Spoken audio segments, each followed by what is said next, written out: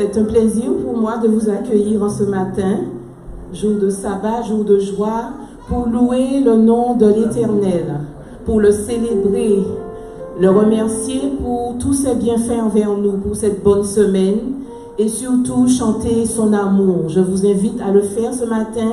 Je chanterai, Seigneur, ton grand amour, l'hiver, l'été, la nuit, le jour.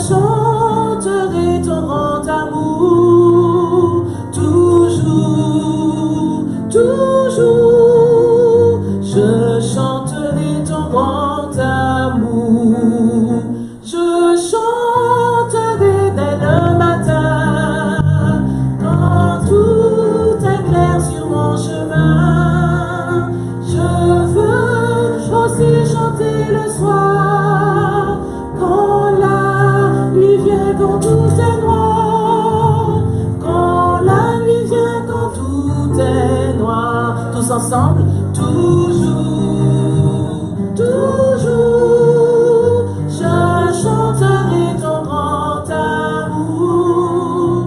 Toujours, toujours, je chanterai ton grand amour. Je veux chanter sans me lasser. Tu m'as aimé, toi mon berger.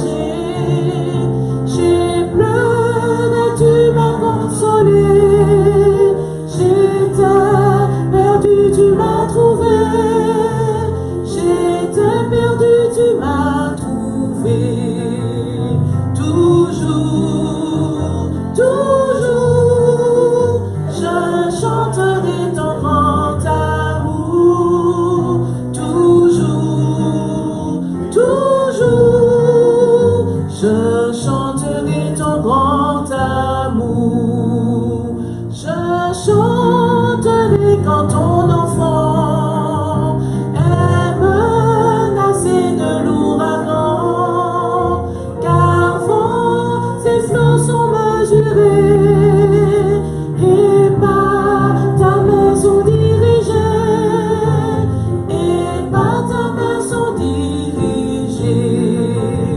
Toujours, toujours, je chanterai ton grand amour. Toujours, toujours, je chanterai ton grand amour. La dernière strophe, on y va.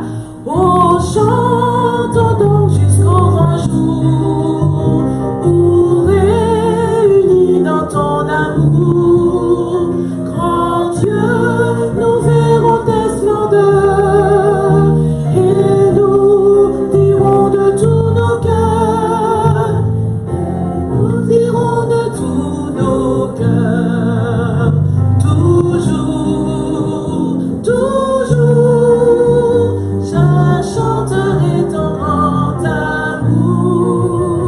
Toujours, toujours, nous chanterons ton grand amour.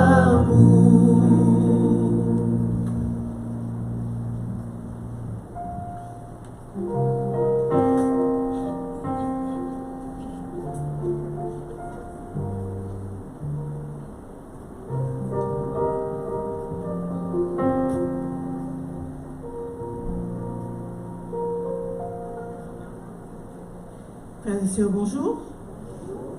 Nous sommes heureux de nous retrouver en ce sabbat matin, car chaque semaine, nous jouissons d'un grand privilège le privilège qui est de nous rassembler pour adorer le roi de l'univers.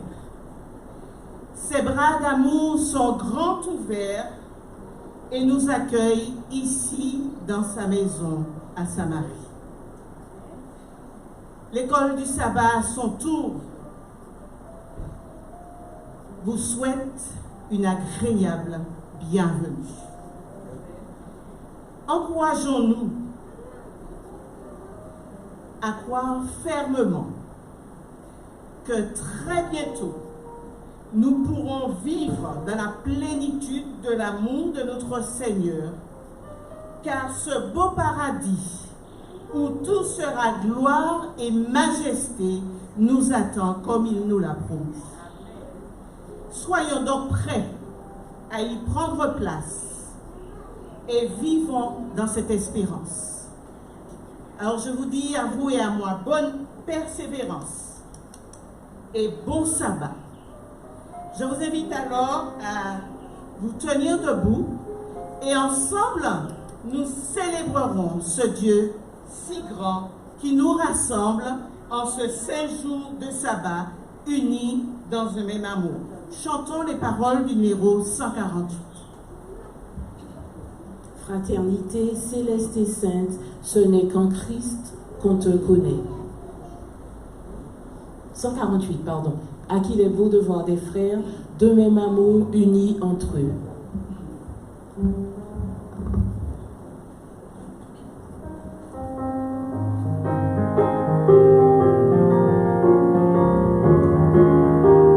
Tous ensemble.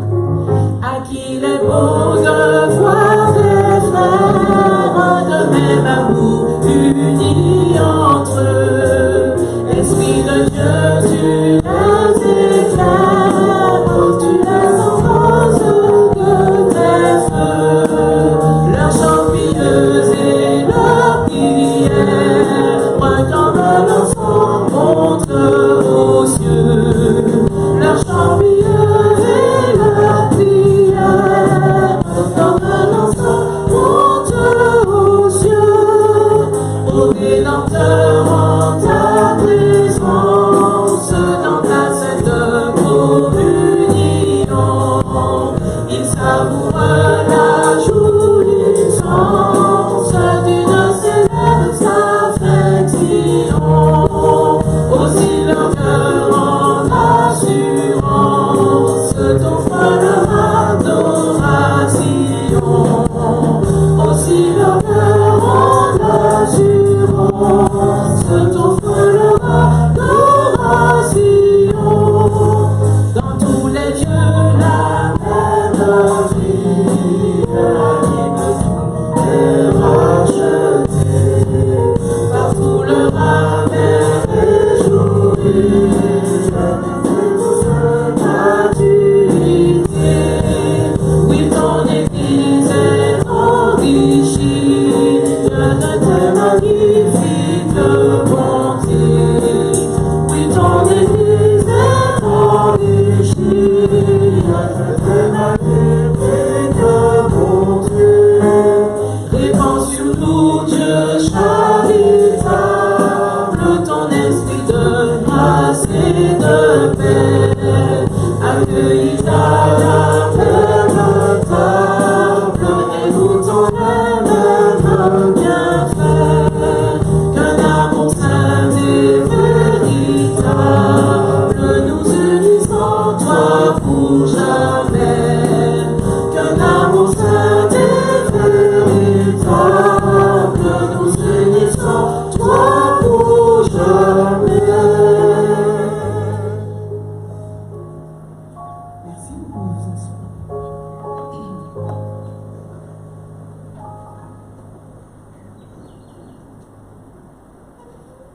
L'une des plus belles promesses de la parole de Dieu se trouve dans 2 Chroniques 7 et le verset 14 qui dit « Si mon peuple... »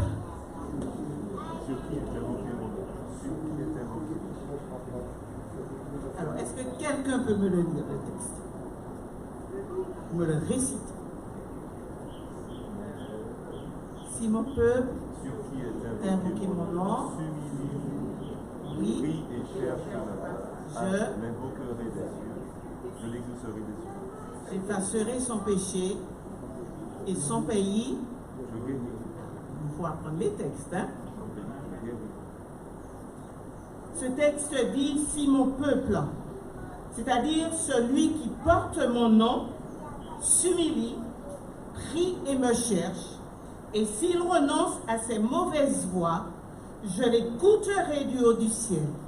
Je lui pardonnerai son péché et je guérirai son pays. Amen. Je crois que s'il y a jamais eu un moment pour prier et chercher la face de Dieu, c'est bien celui-là. Aujourd'hui, dans un contexte de crise croissante, c'est le moment, comme nous dit ce verset, de nous humilier et de demander à Dieu sa sagesse et ses conseils. Car quel merveilleux privilège qu'il nous accorde de nous approcher de lui par la prière. Quel guide chaque d'entre nous avons alors que nous le cherchons de tout notre cœur. Nous allons nous agenouiller pour prier et demander à Dieu effectivement de nous accorder sa sagesse, de permettre que nous soyons attentifs à ses conseils. Et merci parce qu'il nous accorde encore aujourd'hui, alors que nous sommes dans des crises difficiles, il nous accorde encore le privilège de nous approcher de lui par la prière. Nous allons nous mettre à genoux et en prélude à cette prière que va adresser Donald à Dieu en notre faveur, c'est elle qui intercédera pour nous ce matin. Nous allons chanter juste avant, à genoux, la première strophe du numéro 190. Toi qui disposes, Seigneur, de toutes choses, reçois notre prière ce matin. Mettons-nous à genoux et prions aussi.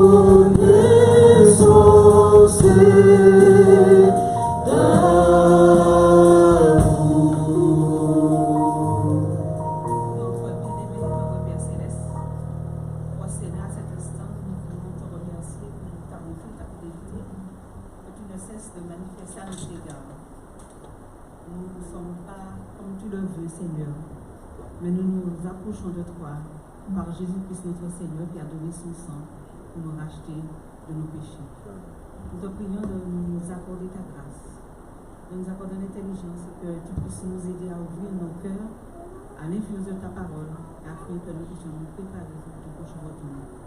Nous voyons ce qui se passe autour de nous. Et tu nous dis de ne pas nous inquiéter, mais de nous lever les yeux en haut, car notre délivrance est proche. Et de nous, Seigneur, à prendre conscience de cela et à croire dans tes promesses, car nous savons que bientôt tu viendras chercher ceux qui te sont fidèles. Change nos cœurs, Seigneur. Dieu de ton ciel, nous ne savons pas comment nous sommes devant toi, mais nous faisons tout ce qui est en notre pouvoir pour être agréables à toi, pour ressembler à notre Seigneur Jésus-Christ. Pardonne nos péchés, visite ceux qui souffrent, ceux qui sont malades, ceux qui sont découragés, tu les vois là où ils sont, Seigneur. Passe ta main bénie, guérissant sur eux. Ceux qui sont seuls et ceux qui sont désespérés, Seigneur, tu entends leur cri. Nous te supplions de répondre et de faire ce qui est nécessaire pour nous. Nous prions pour la vie des enfants, de l'endroit des derniers, et qui puisses faire avancer tout le monde. Nous t'avons prié en Jésus. Amen.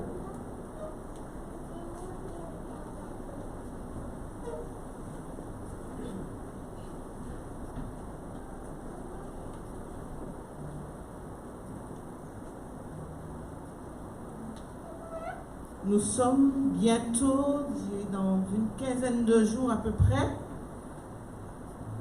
nous serons la fin du mois de juin. Et qu'est-ce que ça vous inspire? Qu'est-ce que ce mois-là vous inspire? Vous avez peur de dire le mot, on dirait, hein? Et je pense que tout le monde l'attend autant que moi-même. Qu'est-ce que ça t'inspire, Mamie? Les vacances? Les vacances. Un mot qui, dans notre esprit, marque la fin des contraintes, n'est-ce pas? La cessation de toute activité. Vous allez voir les enfants, même Audrey, hein, vive les vacances. On est content, vive les vacances. C'est comme un cri de liberté qui nous avait été ôté par le train de la vie journalière. Ah, c'est vrai, les vacances nous font de grands biens. Et un éditorialiste écrivait dans son journal ce qui suit: le besoin de vacances est reconnu depuis 2000 ans quand Jésus-Christ disait à ses disciples: venez à l'écart dans un endroit désert et reposez-vous. Nous avons besoin de vacances. Ce mot vacances, est-ce qu'il se trouve dans la Bible? Vous l'avez déjà vu dans un texte biblique? Ça existe dans la Bible?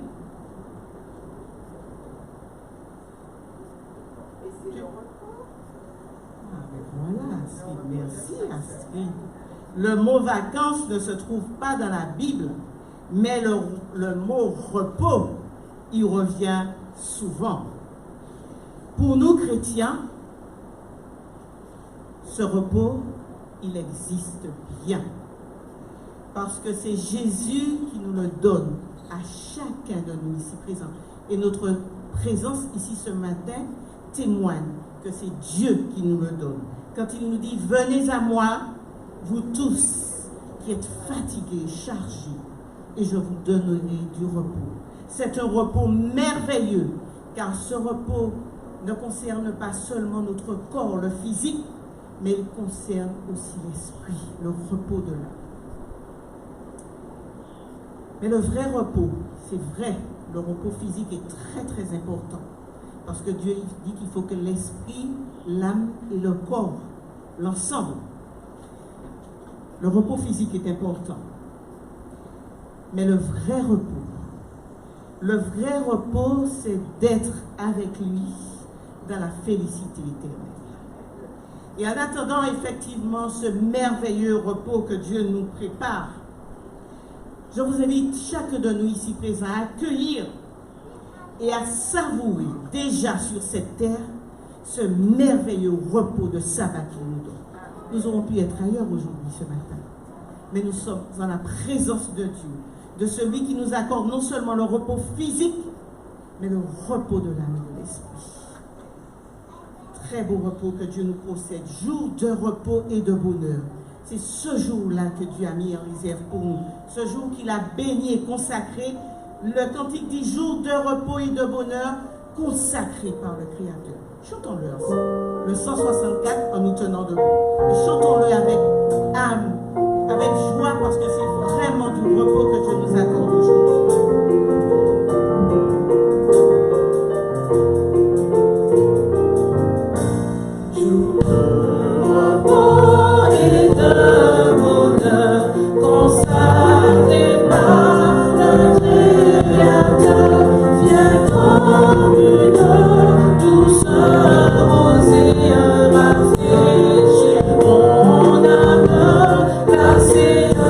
J'aime ton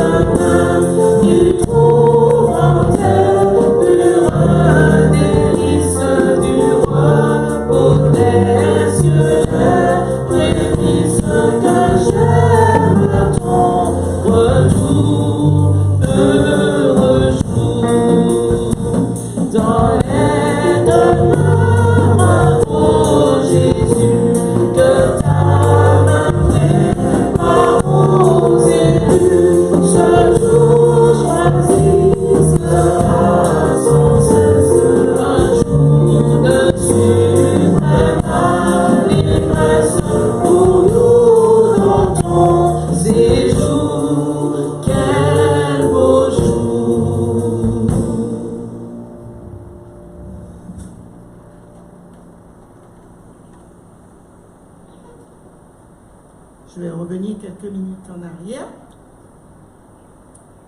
Nous faisons partie d'une grande famille, la famille de Dieu, n'est-ce pas? Et quand un membre est absent, on se rend compte qu'il n'est pas là, n'est-ce pas? Je suis contente de revoir Kelly.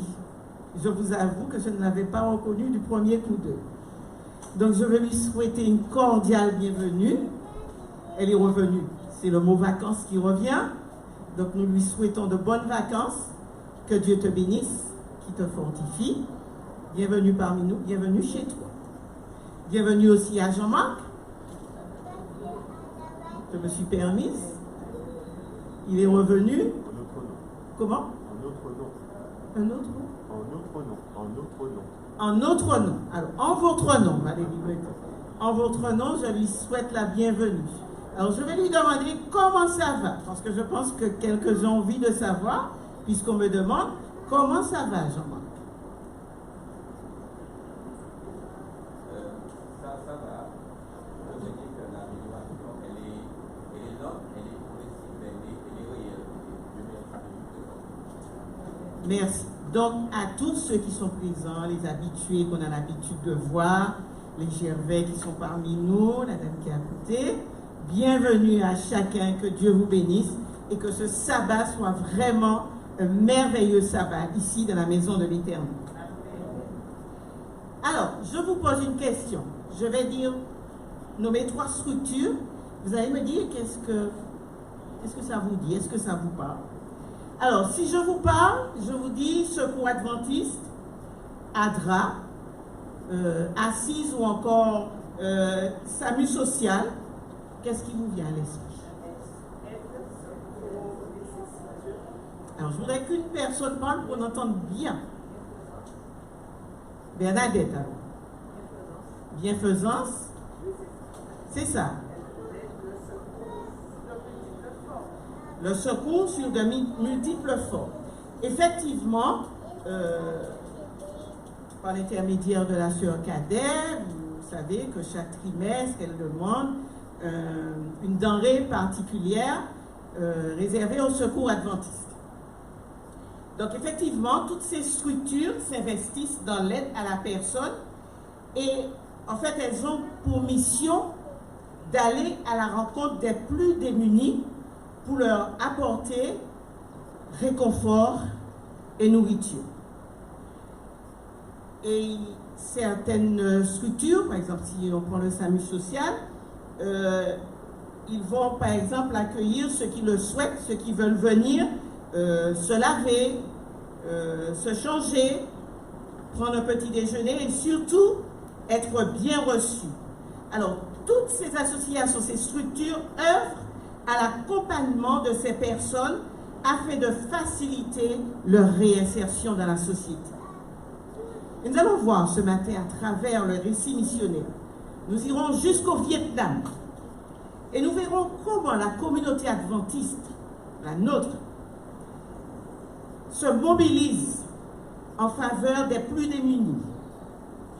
Ils ont peu de moyens, je dirais même de faibles moyens financiers, mais je vais vous laisser regarder, apprécier le travail qu'ils accomplissent en faveur des sans-abri, des démunis, avec les moyens qu'ils ont. Regardez.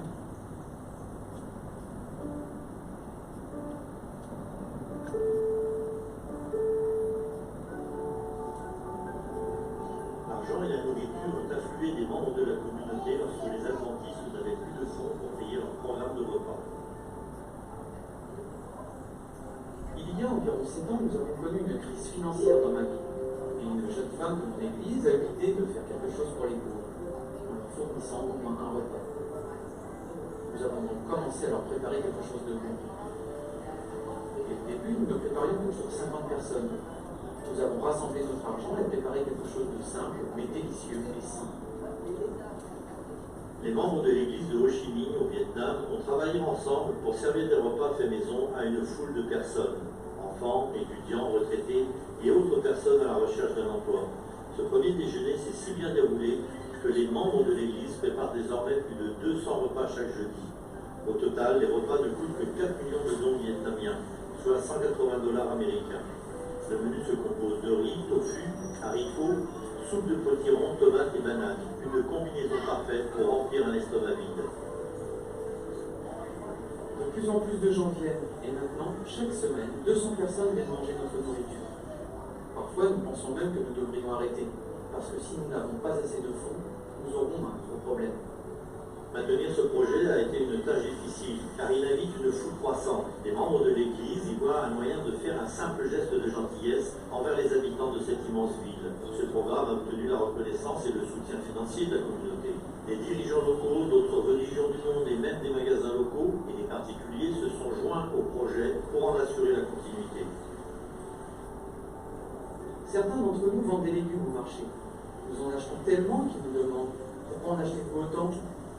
Alors nous leur parlons de nos déjeuners et ils nous disent « Ok, prenez celui-ci, cette semaine est gratuite. » Chaque semaine, lorsque nous n'avons pas assez d'argent, nous recevons des dons de riz et de légumes de la part des vendeurs. Nous n'avons jamais eu à nous arrêter parce que nous n'avions pas assez d'argent. Les autorités locales ont à leur tour exprimé leur gratitude pour le travail remarquable et l'impact positif qu'il crée au sein de la population. Mais les plus reconnaissants sont probablement ceux qui viennent manger. Je suis passé devant ce bâtiment un après-midi et j'ai vu cette publicité pour le programme de repas de charité. C'est ce qui m'a amené à venir ici. Grâce à ce programme, je sens que Dieu m'aime, que Dieu prend soin de moi. En dehors des repas, tout le monde est invité à participer à d'autres programmes de l'Église. 3 personnes ont été touchées et ont accepté le Christ.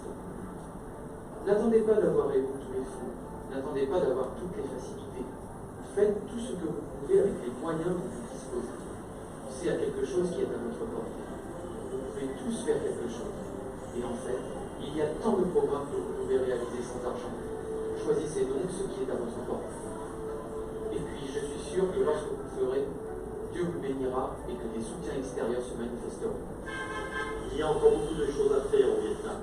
Et nous voudrions que vous participiez à ce grand travail par la prière. Merci de prier pour notre Église au Vietnam et pour ce merveilleux projet. Puissent les membres de cette Église continuer à servir la population du Vietnam afin qu'ils en découvrent davantage sur la Sainte Espérance.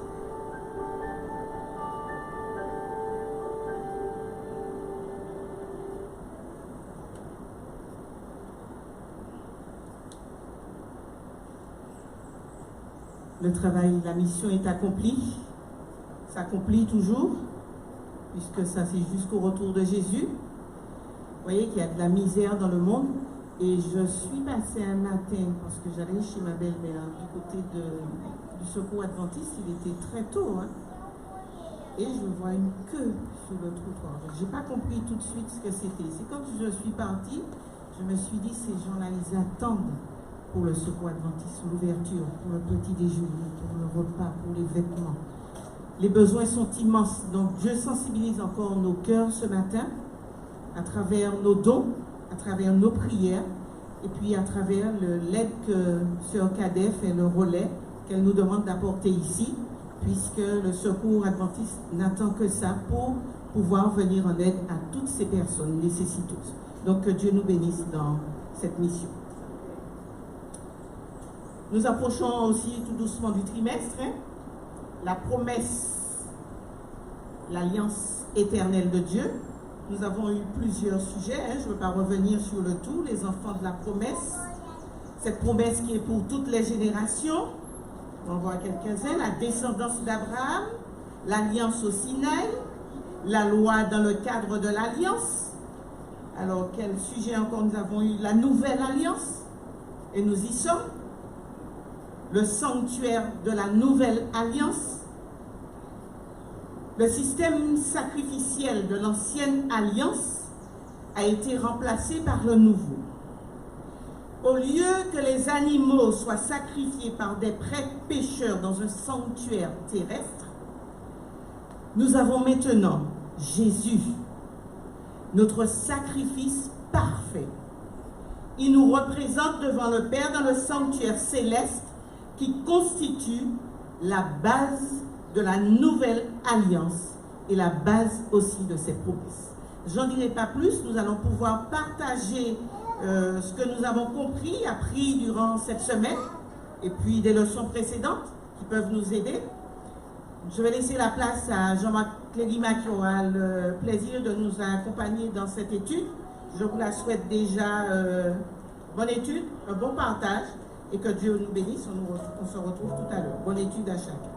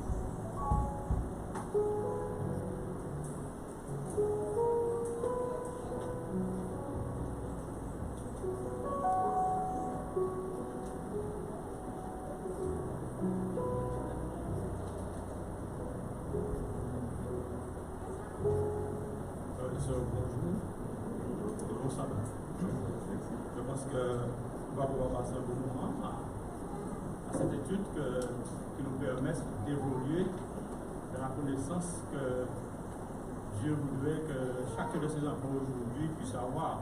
Parce que si nous regardons les prophéties, il est conseillé vivement de toujours considérer le message du sanctuaire, le message prophétique de Daniel et d'Apocalypse. Parce qu'en fait, c'est dans ces messages-là que Dieu va révéler au monde et à son peuple le plan qu'il a pour sauver l'humanité. Maintenant, si nous prenons les choses par petits bouts, parfois c'est difficile à faire la lignée des choses. Je pense qu'il faut commencer par le commencement. On parle du sanctuaire.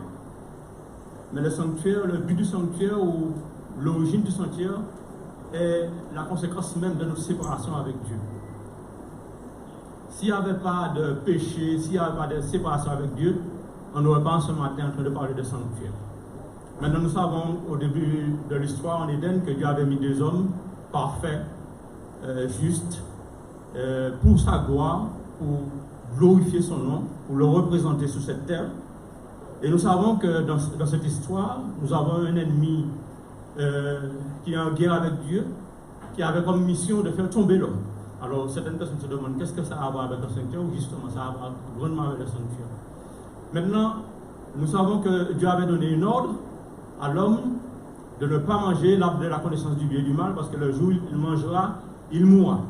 Maintenant, voilà que nous voyons que l'homme qui se laisse séduire par le diable qui lui dit clairement qu'il ne va pas mourir, que Dieu sait que le jour qu'il va manger le fruit, ses yeux s'ouvriront, il aura la connaissance du bien et du mal. Et même avant de manger le fruit, elle se permet de dire que justement, s'il arrive à manger ce fruit-là, ses yeux vont s'ouvrir. Maintenant, ce qui se passe, elle va manger effectivement le fruit. effectivement, ses yeux s'ouvrent. Mais pour voir quoi? Qu'est-ce qu'il a vu? Il a vu quoi, Ève, lorsque ses yeux sont ouverts? Elle a vu qu'elle est tout nue, et tout ça est vrai. Maintenant, la nudité symbolise le manque de gloire de Dieu, le manque d'habit de Dieu, la séparation avec Dieu. Maintenant, Dieu veut faire un pont pour établir cette séparation. Dieu n'est pas pris à dépourvu. Dieu veut que tout ce que l'homme vient de perdre, qu'il le retrouve. L'homme vient de perdre sa justification, il vient de perdre sa sainteté, et le vêtement qui était la gloire de Dieu qui le recouvrait, ils ont perdu ça aussi. Alors ils ont perdu la gloire de Dieu, ils ont perdu la justification, ils ont perdu la sanctification. Maintenant, comment Dieu va faire pour établir tout ça? Mais en dehors de cela, ils vont perdre l'arbre de la connaissance, ils vont perdre l'arbre de vie qui les permet de vivre éternellement. Mais plus de ça encore, ils vont perdre la vie. La vie, c'est le sang de tout ce que l'homme a. C'est-à-dire, sans la vie, nous n'avons besoin de rien. L'homme veut du bonheur, c'est parce qu'il a la vie, il veut du bonheur. L'homme s'habille, c'est parce qu'il a envie qu'il doit s'habiller. L'homme mange, c'est parce qu'il a envie qu'il doit manger. Tout ce que l'homme est et fait, ça se fait parce qu'il a envie. S'il n'a plus de vie, il ne peut rien faire. Et Dieu sait que l'homme va perdre la vie. Qu'est-ce que Dieu va faire? Eh bien, Dieu, on nous dit dans la Bible, nous sommes toujours dans le truc du sanctuaire, il dit, il ne faut pas faire les choses à moitié. Dieu, constatant que l'homme est un problème, va venir chercher l'homme et discuter avec l'homme, amener l'homme à lui dire ce qui s'est passé. Et finalement, Adam dit à Dieu, c'est la femme que tu as mis à côté de moi qui m'a fait manger le fruit. La femme dit, c'est le serpent que tu as mis dans le jardin. Finalement, ils confessent qu'ils ont été séduits et qu'ils ont des problèmes. Maintenant, ce que Dieu va faire, et c'est là que commence l'histoire du sanctuaire, pour établir les choses, il n'y a personne à part les deux pécheurs qui sont là. Dieu va se mettre en service. Le but du sanctuaire, c'est Dieu au service de l'humanité. Dieu va se mettre en service, il va offrir un sacrifice. Il va égorger un animal, un agneau, et avec la peau de cet agneau, il va recouvrir l'homme, et avec le sang de cet agneau, nous savons, ce sera pour la rémission de ses péchés. Nous ne sommes pas encore là. Maintenant, nous voyons que nous avons eu un culte avec le frère Anoui. Je ne sais pas si ça se rappelle. Il parlait de Caïn et Abel. Et le titre de son message, c'était « L'homme peut-il marcher ensemble sans être convenu ?» Il faisait ressortir qu'à un moment, il y a eu un sacrifice qui s'est fait par Caïn et un sacrifice qui s'est fait par Abel. Et là, Abel va offrir à Dieu un agneau qui a toute son importance en signification symbolique concernant le sanctuaire. Mais ils n'avaient peut-être pas toutes les connaissances. Mais ça symbolisait Jésus qui devait venir un jour pour le sauver. Maintenant, nous voyons que les enfants d'Israël en Égypte, Dieu, par l'intermédiaire de Moïse, et du fait qu'il avait fait des promesses à Abraham, à Isaac et à Jacob, d'avoir la descendance qui est les enfants d'Israël, doit faire les enfants d'Israël sortir d'Égypte. Mais pour faire les enfants d'Israël sortir d'Égypte, Dieu va faire une chose fondamentale, c'est amener les enfants d'Israël à comprendre que sans lui, c'est impossible. La première des choses, Dieu va utiliser du sang encore. On voit qu'à un moment, Dieu dit, l'ange de la mort va passer. Si vous voulez être épargné, il faut que vous preniez le sang de l'agneau et de passer sur le côté de votre porte. Et tous ceux qui vont faire cela, l'ange va passer et épargner leur maison. Nous sommes toujours dans le sanctuaire. Grâce au sang de Jésus, la mort n'a pas le pouvoir sur notre de Dieu. Et le but du sanctuaire, c'est de nous faire comprendre ça. Maintenant, nous voyons que, je me rappelle encore, le frère Baratini, ça fait peut-être une quinzaine d'années qu'il avait fait un culte, qui disait que Dieu ne peut pas sauver un homme Dieu ne peut pas donner à un homme ses commandements avant de l'avoir sauvé. Dieu ne pouvait pas donner aux enfants d'Israël le 10 commandements avant de les faire sortir d'Égypte. Dieu ne peut pas, avant de faire sortir un homme de l'esclavage du péché, donner le commandement. Et c'est ça fondamental. Il fallait que Dieu fasse sortir les enfants d'Israël d'Égypte, les emmener dans le désert pour l'adorer, et en arrivant dans le désert, Dieu doit leur donner tout ce qui concerne les ordonnances, les commandements, pour pouvoir le servir. Mais avant ça, il faut être libéré. Maintenant, je reviens encore sur la manière dont Dieu fonctionne au départ pour nous faire savoir que celui qui mène la barque, celui qui nous dit à quel moment on doit aller à droite et à quel moment on doit aller à gauche, et c'est lui qui va tout mettre en place pour sauver l'humanité. Maintenant, je reviens encore à un culte qu'avait fait Frère Annie, ce matin je tombais. C'est le jour qu'il a fait le culte sur les enfants d'Israël dans le désert se trouvent dans une situation délicate puisqu'ils ne savent pas comment faire exactement pour arriver à Canaan. Mais Dieu avait prévu une colonne de nuée et une colonne de feu. Et à chaque fois les enfants d'Israël devaient se déplacer, cette colonne de feu et cette colonne de nuée se mettaient en action.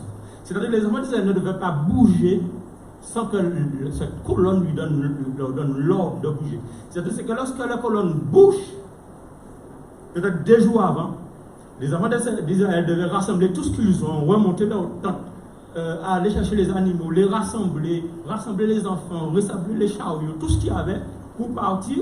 Et lorsqu'ils partaient, ils suivaient quoi? Ils suivaient la colonne. Le sanctuaire, c'est ça. C'est ça en miniature. Maintenant, on vient sur le sanctuaire. Après que les enfants d'Israël aient fait l'alliance avec Dieu, c'est-à-dire que Dieu, parle du haut des cieux, leur donne ses ordonnances et ses commandements.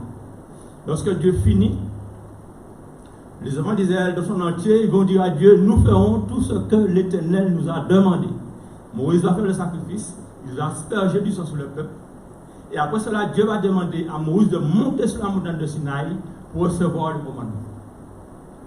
Maintenant, sur la montagne de Sinaï, Dieu donne à Moïse non seulement toutes les ordonnances concernant le sanctuaire, y compris la loi, les 10 commandements. Et à ce moment, les enfants d'Israël, Dieu leur donne exactement comment construire le sanctuaire. Comment ils devaient construire le sanctuaire? Est-ce qu'ils imaginaient les choses? Comment ça s'est passé? D'après le modèle qui leur a été montré. Ce qui montre que le modèle est le premier sanctuaire. Notre sanctuaire sous terre, c'est le secondaire. Maintenant, le sanctuaire sous terre devait ressembler exactement ce que Moïse a vu dans les cieux. Et Dieu le met en garde à plusieurs reprises. Prenez garde de faire autrement que ce qui t'a été montré. Maintenant, nous savons que le but de Dieu, c'était d'habiter au milieu de son peuple. Maintenant, le sanctuaire, la manière dont c'est fait, c'est comme si c'est, je prends l'exemple du temple, et il y a la porte devant, il y a tous les différents symboles pour arriver jusqu'au lieu très saint. Maintenant, chaque élément du sanctuaire a un portée symbolique, spirituel, qui est d'amener l'homme de l'état qu'il est à l'état de la glorification qu'il avait au départ. Maintenant, au départ, Jésus, lorsqu'il était sur la terre, il disait des choses, par exemple, il disait, je suis la porte. Ça peut vouloir dire quoi? Quelqu'un qui dit ça comme ça peut ne pas comprendre s'il ne connaît pas l'histoire du sanctuaire. Je suis la porte.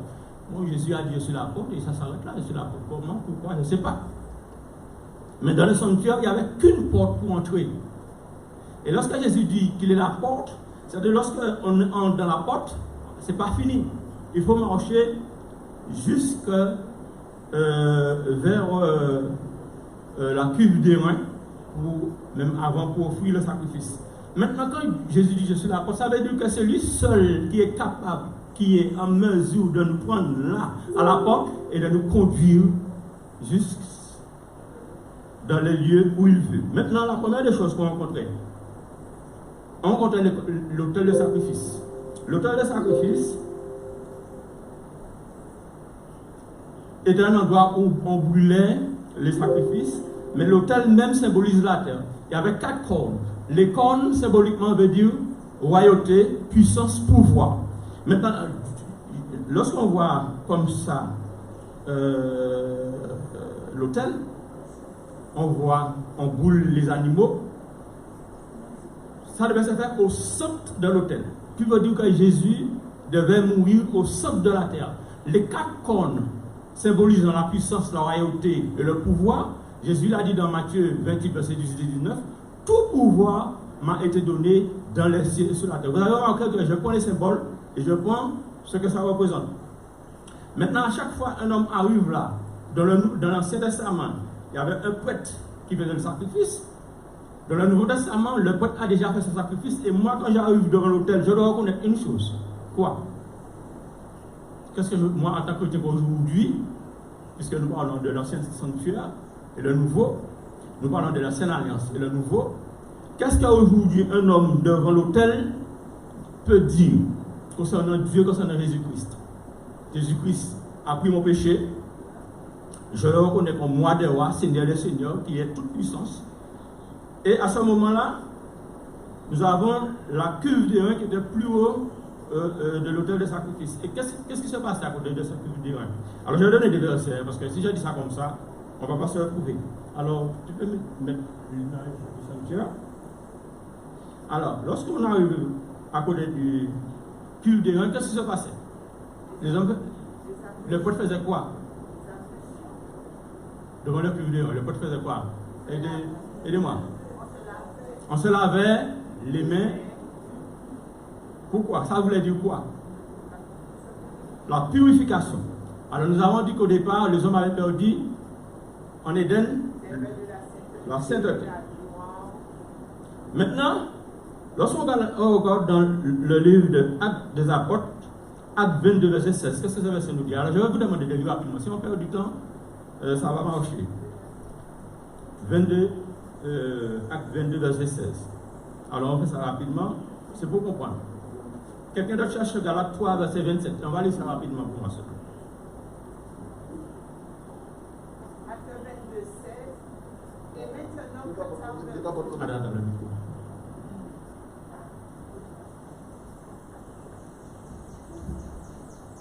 Acte 22, verset 16. Et maintenant que tardes-tu? Lève-toi, sois baptisé et lavé de tes péchés en invoquant le nom du Seigneur. Voilà, Galates 3, verset 27. Quelqu'un veut lire pour moi rapidement, s'il te plaît? Il y a personne?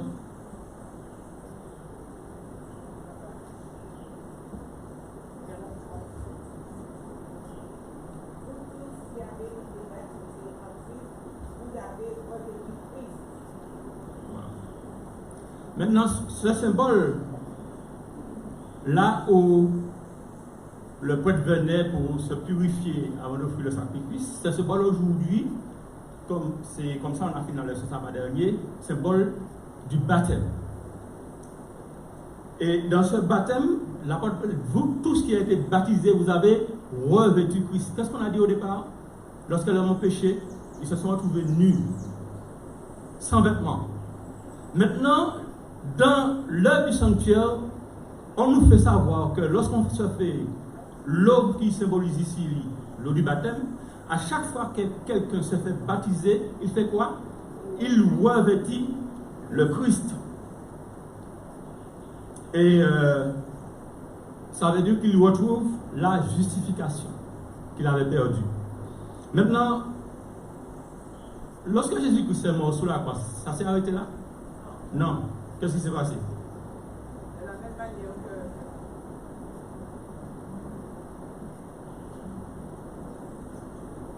la même manière que pour le sanctuaire terrestre, oui. Une fois que le prêtre avait sacrifié l'animal, il ramenait le sang pour l'aspersion. De même, Jésus, avec son sang, il est monté. Maintenant, il intercède. D'accord. Il intercède. D'accord. Maintenant, dans l'Ancienne Alliance, lorsqu'un homme avait péché, il faisait quoi? Il allait, il prenait un agneau. S'il n'avait pas d'agneau, il achetait un agneau. Il allait lui-même, il mettait sa main sur la tête de l'agneau. Il confessait tous ses péchés. Et lorsqu'il a fini, il fait quoi? Il égorge l'animal. Il prenait le sang, le poète prenait le sang dans ses mains et allait asperger le sang sur le dos. Maintenant, ça veut dire quoi ça? Ça veut dire quoi pour nous aujourd'hui? Puisque c'est une des choses à venir. Ce sont des symboles que Dieu avait donnés pour nous montrer comment les choses allaient se faire dans l'avenir. Ça veut dire quoi pour nous aujourd'hui? Ça veut dire, Dieu lui-même disait que si quelqu'un ne confesse pas ses péchés, et que le grand prêtre ait le temps d'entrer dans le lieu très saint, intercéder, cette personne allait porter la peine de son péché, on devait le rentrer du camp. C'est-à-dire que lorsqu'on a péché, on a reconnu qu'on a péché, la chose qu'il faut faire, tel que soit l'individu qui veut avoir le pardon, il faut reconnaître qu'on a péché. Il faut confesser ce péché-là. Ça veut dire que symboliquement, on ne va pas égorger Daniel, il n'y a plus de nous. Mais symboliquement, c'est comme si on égorgeait le Christ pour prendre son sang, pour avoir le pardon pour nos péchés. C'est ça que ça veut dire. Maintenant, il y avait autre chose qui se faisait. Nous avons passé dans la phase de sanctification, de justification. Maintenant, nous passons dans la phase de sanctification. Quels sont les éléments que Dieu a donnés pour la sanctification? Alors nous allons passer dans la phase du sanctuaire toujours, dans la phase du lieu saint. Se trouve quoi dans le lieu saint? Alors rapidement, vous savez, c'est pas la peine de perdre du temps parce que... Oui, vas-y Astrid. La table des paix de proposition, Oui. il y avait le chandelier, il y avait dans le lieu très saint, il y avait l'arche seulement. Oui, mais dans le lieu saint, on parle pour le moment. La table des paix de proposition, Oui. le Le chandelier. il y avait autre chose. Il y avait l'autel où on brûlait le parfum. L'autel de parfum. D'accord, il y a un chandelier. Chacun de ces éléments-là que les enfants d'Israël avaient dans le lieu très saint symbolise les choses en dimension spirituelle que nous utilisons aujourd'hui. C'est-à-dire qu'on va aller en détail. La table de proposition qui avait les 12 pains dessus, les 12 pains symbolisaient quoi? Les 12 tribus d'Israël. Mais ça symbolisait quoi encore? La parole de Dieu. Les pains qui étaient sur la table symbolisent la parole de Dieu. Quand nous regardons dans un texte biblique que nous connaissons bien, qui se trouve dans Jean 17, verset 17, qui dit quoi? Qu'est-ce que Jésus disait? Sanctifie-les par ta parole, car ta parole est la vérité. L'objectif de Dieu, c'est de nous ramener à la sanctification, de nous donner cette dimension de sanctification. Il y a un autre texte dans Ézéchiel 20, verset 12 et le verset 20, qui dit « Sanctifie-les par tes sabbats ». Quand Dieu a pris l'homme, c'est pour leur donner à nouveau cette dimension de justification, mais aussi de sanctification. Qu'est-ce qui se faisait chaque sabbat concernant le pain? Non. Comment les prêtres devaient se comporter dans le lieu saint concernant les choses qui sont là? Premièrement, les prêtres devaient changer le pain quel jour? Chaque jour. C'est significatif ce qu'on dit là. Mais ils devaient le manger chaque sabbat. Chaque sabbat, ces pains devaient être mangés, mais chaque jour, ces pains devaient changer. Ça veut dire quoi? Qu'est-ce qu'on peut comprendre spirituellement aujourd'hui? Nous sommes l'Église. Parce que le sanctuaire qui a concerné les hommes d'Israël, c'est l'Église de Dieu qui l'a accompli. Le sanctuaire, c'est Dieu, lorsqu'il a donné le sanctuaire, c'était un truc en marche, c'est pas statique. Lorsque Dieu dit, je ferai mon sanctuaire, je vais m'habiter au milieu de Dieu, ça ne veut pas dire dans le désert, parce que le but de Dieu, c'était les amener à Canaan. Et à chaque fois, il devait déménager jusqu'à arriver à Canaan. Ça veut dire que c'est quelque chose qui bouge. Maintenant, ça voudrait dire quoi? Cette histoire qu'il fallait... Chaque jour. C'est pas la peine de parler de... Si on parle comme ça, nous voilà, il y a ça, c'est là, et puis on n'a pas compris les choses, ça ne sert à rien. Pourquoi on fait ça? Pourquoi je dois lire ma Bible chaque jour?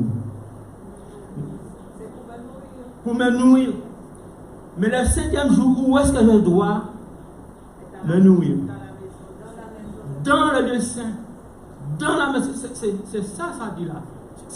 Je vais parler de tous les textes, mais si on prend tous les textes, c'est ça, ça veut dire chaque jour je mange chez moi, je lis ma Bible chez moi, pour que la parole de Dieu puisse me sanctifier, pour me permettre de comprendre la parole, pour avancer.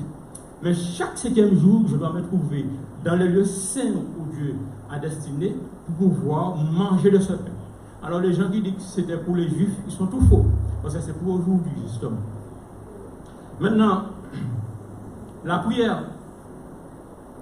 Combien de fois on devait alimenter ça ne devait pas s'étendre. Et on devait faire quoi? Régulièrement, tous les jours, on devait ajouter de l'huile pour que la lampe ne puisse pas s'éteindre. L'huile symbole, c'est le symbole de l'huile, c'est quoi? Le Saint-Esprit. Ça veut dire que quand Jésus dit qu'à son arrivée, on a dit voici l'époux, et que parmi ceux qui étaient là, il y avait ceux que leur lampe s'éteignait, ça veut dire qu'ils n'ont pas alimenté leur lampe. Et qu'on le veuille ou pas, les lampes vont s'éteindre s'il n'y a pas d'huile. Pour les gens qui vont ici, qui utilisent lampe à l'huile, depuis pas l'huile encore, on plaque à mort. Il faudra y mettre l'huile tous les jours, qui veut dire qu'il faut que nous soyons en relation avec Dieu, pour que tous les jours le Saint-Esprit soit en harmonie avec nous. Le Saint-Esprit, l'huile et le feu, l'huile qui provoque la lumière, ils sont en symbiose. L'un ne va pas sans l'autre. Aujourd'hui, nous disons, Jésus a dit une chose. Il a dit à ses disciples de Matthieu 28, verset 18 et 19, allez, faites de toutes les nations des disciples, les baptisant au nom du Père et du Fils et du Saint-Esprit, et voici, je suis avec vous tous les jours jusqu'à la fin du monde. Est-ce que dans l'ancien Israël, est-ce que Jésus était avec eux tous les jours? Est-ce que Jésus d'ailleurs était avec eux? Comment? Est-ce que nous avons des textes? Il va aller un peu plus vite parce que. Prenez Exode 33, verset 1 à 5. Vas-y. Je ne sais pas si c'est vraiment ce texte, mais il y a un texte où Dieu dit ils me feront un sanctuaire et j'habiterai au milieu d'eux. Donc ça veut dire que dès que je vois, j'aurais été à l'époque, dès que je vois le sanctuaire, je me rappelle de cette promesse. Ils me feront un sanctuaire et j'habiterai. Donc, dans la mesure où le sanctuaire est là, j'habiterai. Dieu est au milieu de son peuple. Donc, Dieu était là. Et j'ai beaucoup aimé l'image qui a été projetée tout à l'heure, l'image du sanctuaire. Je l'ai regardé un moment et je pense qu'en fait, là aussi, il fallait beaucoup de foi.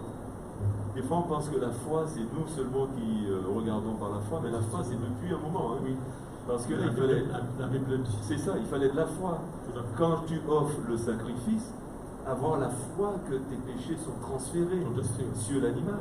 Ensuite, quand le sacrificateur entre, mes regards s'arrêtent à la tente, aux toiles, je ne sais pas ce qui se passe à l'intérieur. J'ai la foi que ce qui se passe à l'intérieur, c'est encore en ma faveur. Eh bien, la foi est dans tous les aspects, toutes les dimensions de la vie spirituelle. Toutes les dimensions de la vie spirituelle, dans l'ancienne et dans la nouvelle alliance, il y a la foi. On va lire deux textes rapidement. Exode 33, verset 1 et 5 et Exode 23, verset 20 à 21. Alors, qui lit quoi? Il faut participer avec moi, s'il te plaît, je vais aller plus vite. Exode 33, verset 1 à 5. Oui. L'Éternel dit à Moïse, va, pars d'ici, toi et le peuple que tu as fait sortir du pays d'Égypte. Monte vers le pays que j'ai juré de donner à Abraham, à Isaac et à Jacob en disant, je le donnerai à ta postérité. J'enverrai devant toi un ange et je chasserai les Cananéens, les Amoréens, les Hétiens, les Phérésiens, les Éviens et les Jébusiens. Monte vers ce pays où coule le lait et le miel. Mais je ne monterai point au milieu de toi de peur que je ne te consume en chemin, car tu es un peuple au cou raide. Lorsque le peuple eut entendu ces sinistres paroles, il fut dans la désolation et personne ne mit ses ornements. Et l'Éternel dit à Moïse, dis aux enfants d'Israël, vous êtes un peuple au cou raide. Si je montais un seul instant au milieu de toi, je te consumerai. Ôte maintenant tes ornements de dessus toi, et je verrai ce que je te ferai. Alors nous voyons cet épisode où Dieu dit, moi je ne vais plus monter avec vous. Les enfants d'Israël doivent sortir là, ils sont pour aller à Canaan.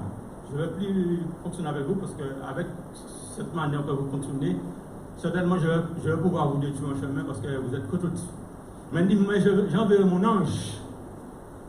Oui, l'autre verset va nous faire savoir cet ange c'est qui. J'enverrai mon ange qui va vous accompagner. Et le peuple est ému, ils sont tristes. Et ils vont même pas mettre aux ornements, ça veut dire leurs bijoux, parce que et Dieu profite pour leur dire de mettre de côté cette histoire. C'est dépouiller de toute cette histoire de bijoux, tout ça, parce que ça c'est en Égypte qu'ils avaient toute cette nouvelle habitude. Maintenant, quelqu'un va mettre Exode 23, verset 20 à 21, et puis on va continuer rapidement.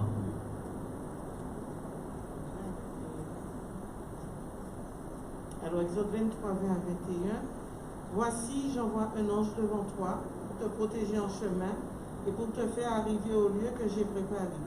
Tiens-toi sur tes gardes dans sa présence et écoute sa voix. Ne lui résiste point parce qu'il ne pardonnera pas vos péchés, car mon nom est en lui. On parle de qui? C'est un chez qui? Qui représente cet ange?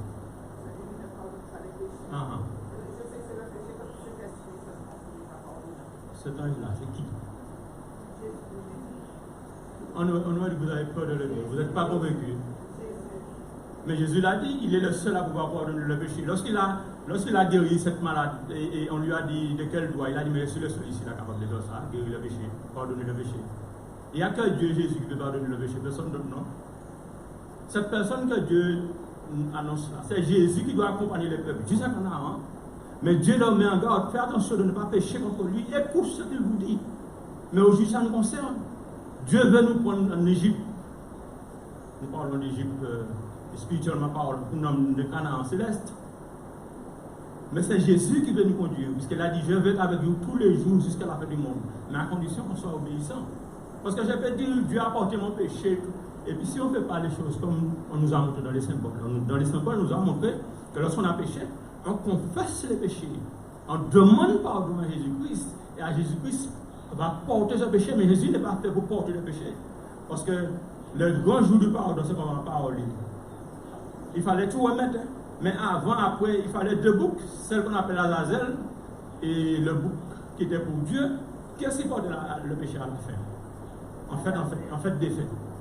C'est qui le porte le péché? C'est pas Jésus. Jésus fait un transfert. Jésus prend le péché là, il l'amène ici là. Mais Jésus n'est pas fait pour porter le péché des gens. Jésus n'est pas fait pour porter mon péché. Jésus prend mon péché. Il le porte, mais il l'amène quelque part. Sous l'aide de qui il veut le mettre.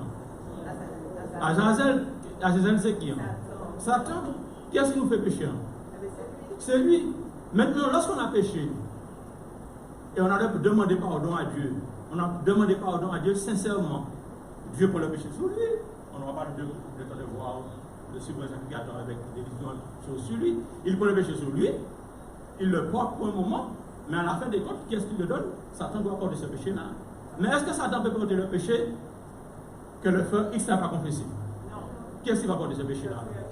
Le feu X va porter ce péché, puisqu'il ne l'a pas donné à Jésus pour que Jésus puisse le donner à Satan, pour que Satan puisse le porter. Jésus a porté le péché. Pourquoi il n'est pas mort? Il faut comprendre les choses. Pourquoi Jésus n'est pas mort lorsqu'il a porté le péché? Parce que le péché, le salaire du péché, c'est la mort. Il n'était pas pécheur. Parce qu'il n'est pas pécheur, et c'est pour ça qu'on nous parle d'une nouvelle alliance d'excellence. Parce que les souverains sacrificateurs qui nous représentaient auparavant, c'était des hommes mortels. Avant d'entrer dans le sanctuaire, dans le très sanctuaire, il fallait offrir un sacrifice pour leur péché. Il fallait qu'ils soient en ordre, parce que s'ils n'étaient pas en ordre, ils pouvaient mourir dans le lieu du sanctuaire.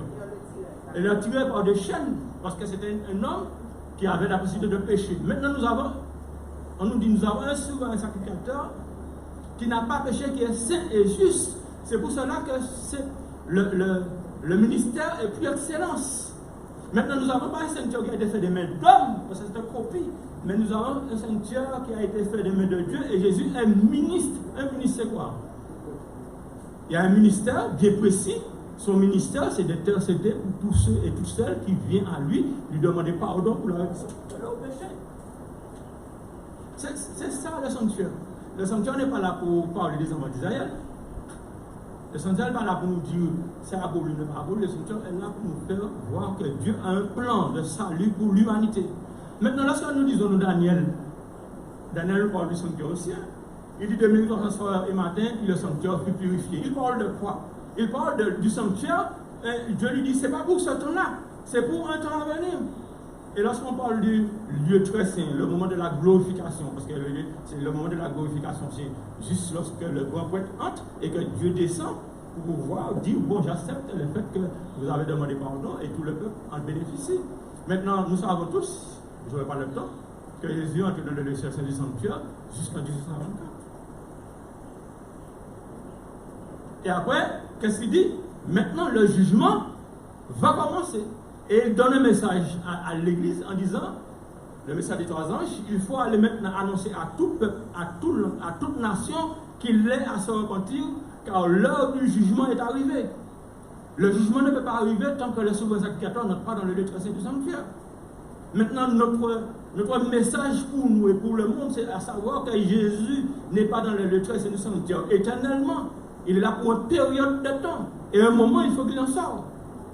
Et le message, c'est dire aux hommes qu'ils aient à se repentir, depuis à l'église qu'à l'extérieur de l'église, ils ont à se repentir maintenant. Parce que Jésus est entré depuis 1844 dans le lieu très saint du sanctuaire, en train de intercéder pour les hommes. Maintenant, puisque tu as ébauché la chose, je vais aller dessus, à la suite, tu disais que tu parlais du péché contre le Saint-Esprit. Mais avant de parler du péché contre le Saint-Esprit, Dieu nous dit de ne pas pécher contre son ange, parce qu'il aura affaire avec nous. Mais Jésus nous dit maintenant de ne pas pécher contre le Saint-Esprit. Pourquoi? Lorsqu'on arrive devant le cube d'airain avec de l'eau pour se faire baptiser, qu'est-ce qui se passe à ce moment-là? Parce que lorsque Adam et Ève ont péché, ils ont perdu leur titre. Dieu avait dit au départ, faisons l'homme à notre image, selon notre ressemblance. Maintenant, Jésus dit, vous devez baptiser les hommes au nom du Père, au nom du Fils, au nom du Saint-Esprit. Qu'est-ce que ça veut dire? Ça veut dire quoi? Ça veut dire quoi? À ce moment bien précis, on doit baptiser au nom du Père et du Fils et du Saint-Esprit. Ça veut dire quoi pour nous aujourd'hui? Ça veut dire qu'on retrouve nos titres, on retrouve notre nom, les choses anciennes sont passées, nous étions devenus des larrons, des pécheurs, de meurtriers. Maintenant, voilà que toute chose est devenue nouvelle. Et comme on nous parle d'alliance, ancienne alliance, nouvelle alliance, Dieu prend un homme neuf, parce qu'il te dit les choses anciennes sont passées, c'est une nouvelle naissance. C'est comme si on est plongé dans le sang de Jésus pour purifier nos péchés. Et dans l'Apocalypse,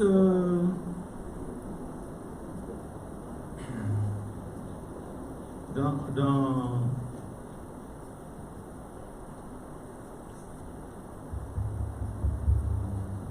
Apocalypse 7, verset 14, 2 minutes. Apocalypse 7, verset 14, lorsque l'ancien demande à Jean, mais qui sont ces gens avec leur femme à la main, ces gens qui sont... Qu'est-ce que l'ancien répond? Ce sont ceux qui sont sortis dans la grande tribulation, qui ont lavé leur robe dans le sang de Jésus. Leur robe symbolise quoi? La justification de Dieu. Ils sont justes parce qu'ils ont lavé leur robe qui symbolise leur vie dans le sang de Jésus. Et c'est fondamental. Dans Hébreu, il nous dit sans effusion de sang, il n'y a point de pardon de péché. Partout dans la Bible, on retrouve la puissance du sang qui nous est donné pour le salut de l'humanité. Maintenant, lorsque Dieu nous parle de son alliance avec l'individu, parce qu'il est venu au milieu de nous, si on constate qu'aujourd'hui il n'y a pas le sanctuaire physique au milieu de nous, mais nous sommes bien ensemble avec Dieu, dans la mesure qu'il dit que Dieu est dans le sanctuaire céleste et nous sommes associés à lui dans cette dimension, parce qu'il est dit dans Apocalypse et dans Ésaïe, Apocalypse 1er, je ferai de vous un royaume de sacrificateurs au service de Dieu. C'est-à-dire tous dans le temple, tous au service de Dieu, nous sommes des sacrificateurs qui doit être en même de mener cette tâche sur cette terre. Maintenant, l'Église a les mêmes dimensions qu'avaient les enfants d'Israël, ça veut dire la chandelier, les tables de proposition, l'autel de parfum. Tout cela, c'est maintenant ça prend son existence parce que ça nous permet de mettre de l'ordre dans nos vies de chaque jour grâce au sacrifice que Jésus nous a fait. Je ne sais pas si j'essaie de faire vite pour cette fois beaucoup de choses, je ne sais pas si je suis merci de comprendre, mais en tout cas, le plan du salut que Dieu a mis en place, c'est dans cette dimension pour nous amener au Canaan céleste. Amen.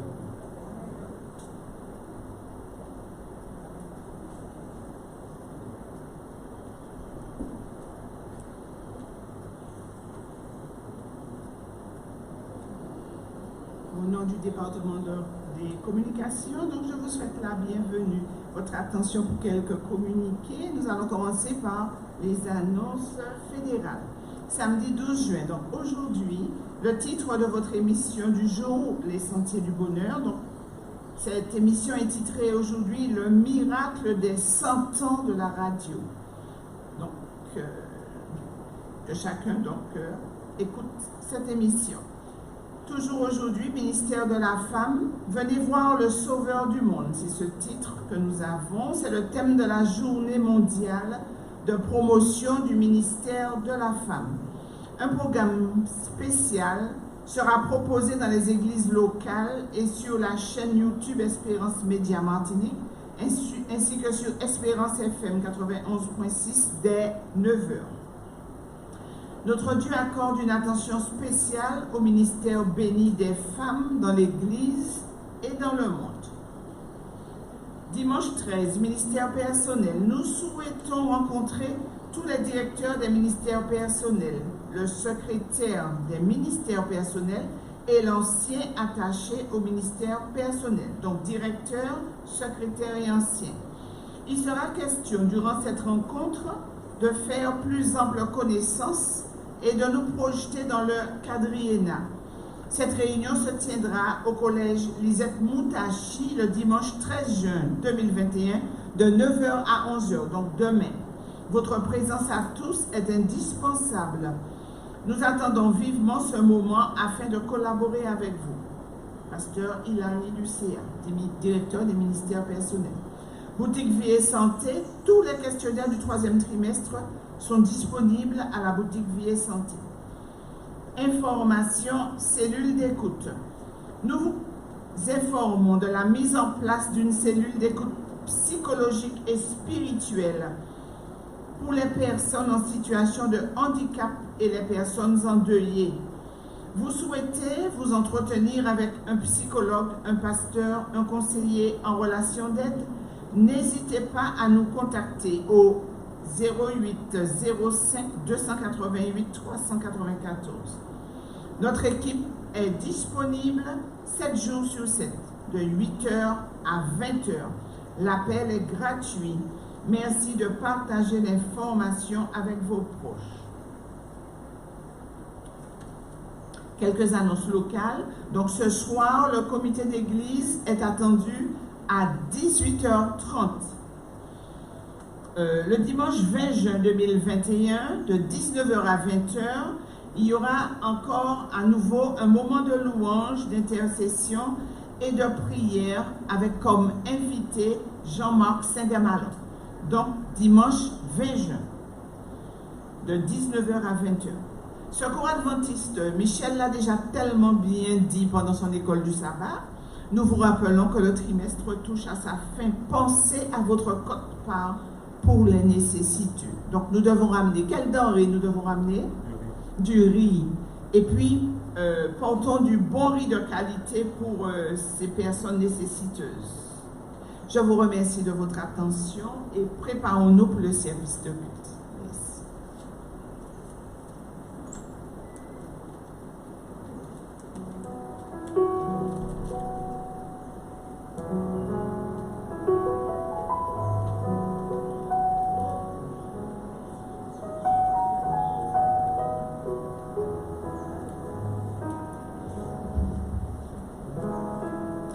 Je vous invite à vous lever et nous chantons ensemble au 290. Dans les cieux et sur la terre, il n'est aucun nom plus doux que celui de Jésus-Christ. Levons-nous, levez-vous.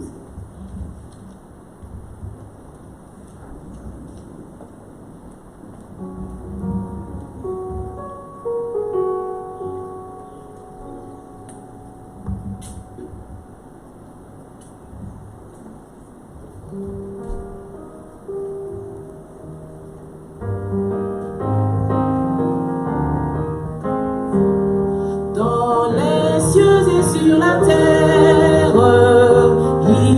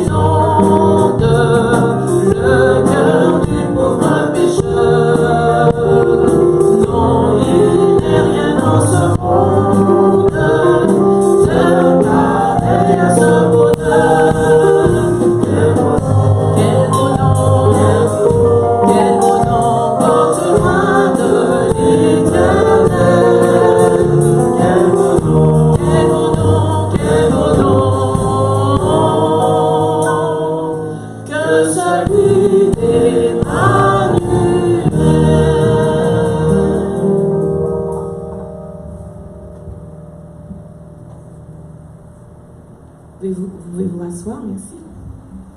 Notre Père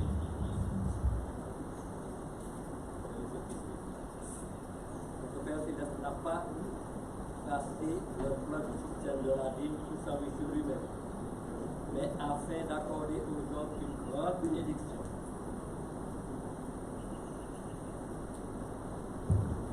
Donc, notre Père Céleste n'a pas tracé un plan du système de la dîme pour s'enrichir lui-même, mais afin d'accorder aux hommes une grande bénédiction. Il a vu que ce plan était exactement ce dont l'homme avait besoin. Témoignage pour l'Église, volume 1er 1, page 442.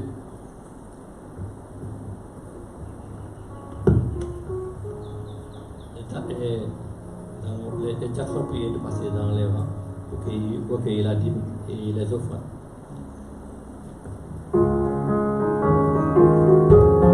Et nous chantons ensemble au 342. Qui fait bon à ton service, Jésus mon sauveur, il met tout en sacrifice, de t'offrir mon cœur. Oh Jésus mon ma vie, elle est toute à toi, et dans ta grâce infinie, tu me sauveras. Pour me posséder toi-même, tu m'as racheté. Fais que désormais je n'aime que ta volonté. Oh Jésus mon ma vie, elle est toute à toi, et dans ta grâce infinie, tu m'as sauvé-moi. Comme l'ange au vol ma vie, je veux te servir,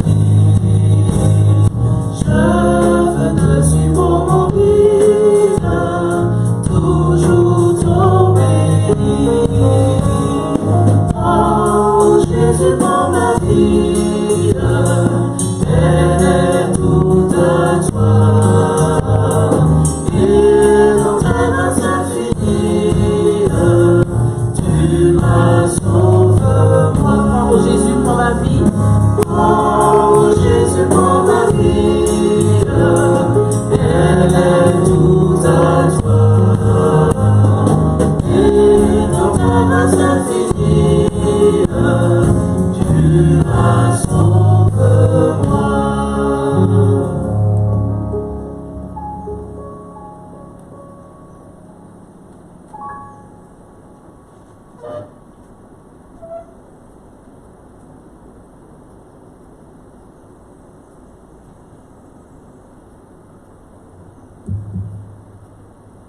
Bonjour, frères et sœurs. Vous avez passé une bonne semaine? Je veux le croire parce que je ne peux pas vous dire que vous souriez. Parce que nous avons, ça fait un moment que nous avons, depuis plus d'un an et demi, nous avons notre visage. Alors je ne peux pas voir vos sourires. Certes, vous pouvez me voir mon sourire.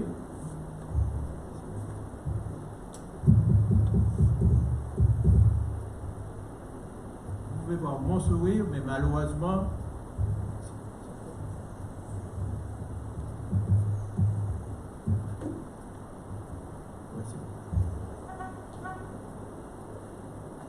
alors je disais que vous pouvez voir mon sourire, mais moi je ne peux rien voir. Alors vous allez bien? Oui, c'est un privilège pour le peuple de Dieu de se retrouver le sabbat pour adorer ensemble. pour louer le beau nom de Dieu ensemble et surtout pour nous revoir. Nous passons une semaine sans nous voir et c'est bien de se rencontrer. Le titre de mon message, un don merveilleux. Nous allons lire un verset qui se trouve, c'est le verset qu'on vous dit, c'est le plus beau verset de la Bible. C'est un verset que nous connaissons tous.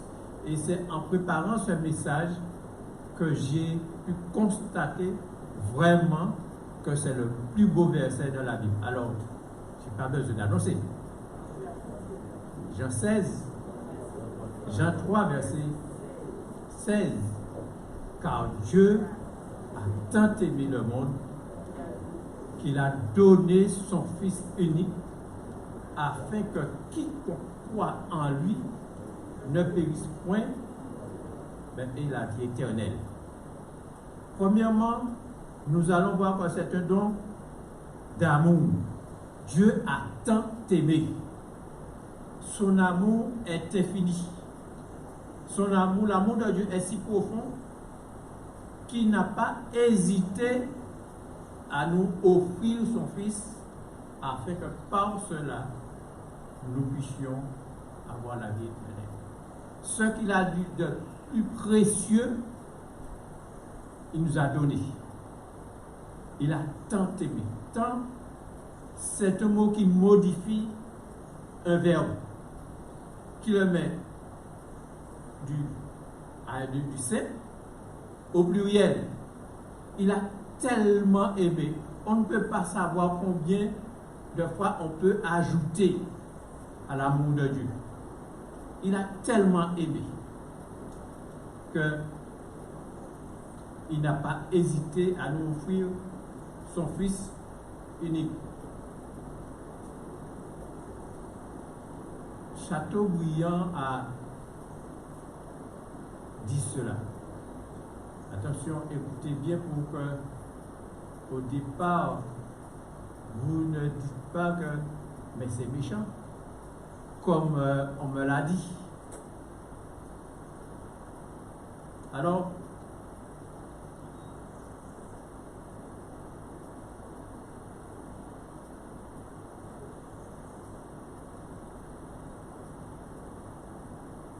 vous savez, avec les machines, c'est toujours cela.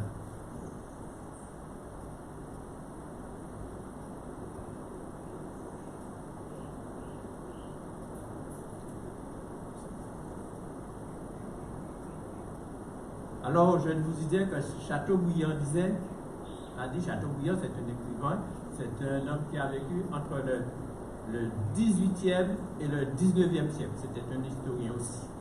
Je vous aime tant que je veux être oublié dans vos doux souvenirs si en pensant à moi, vous pouvez être malheureux. N'est-ce pas beau? N'est-ce pas beau, mes frères? Je ne sais pas si tout le monde a compris. Chateaubriand a dit à son bien-aimé que je veux être oublié dans tes doux souvenirs si en pensant à moi, tu souffres. C'est pareil, Dieu pouvait nous le dire aussi. Dieu pouvait nous le dire. Mais nous savons que Dieu, dans son immense amour, ne peut pas nous dire de l'oublier. Mais cet immense amour l'a poussé à faire un grand sacrifice. Nous pouvons dire que c'est un don sacrificatoire, pardon. Qu'est-ce qu'il a fait? Il a donné son Fils unique. C'est comme si lorsque j'aime quelque chose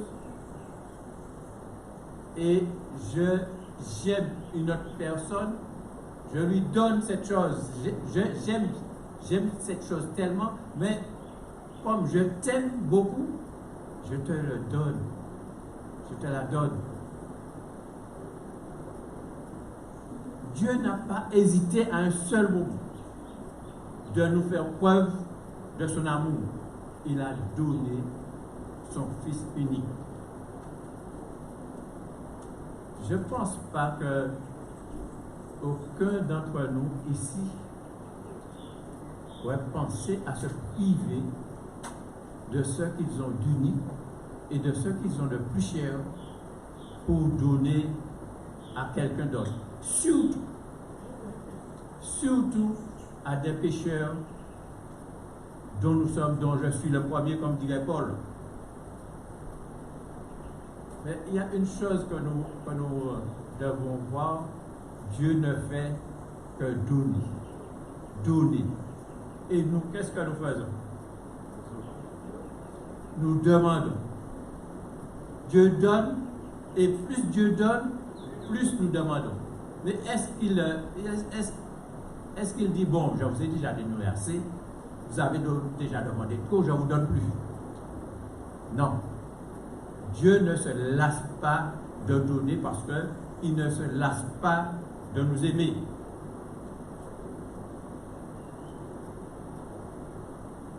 J'ai recopié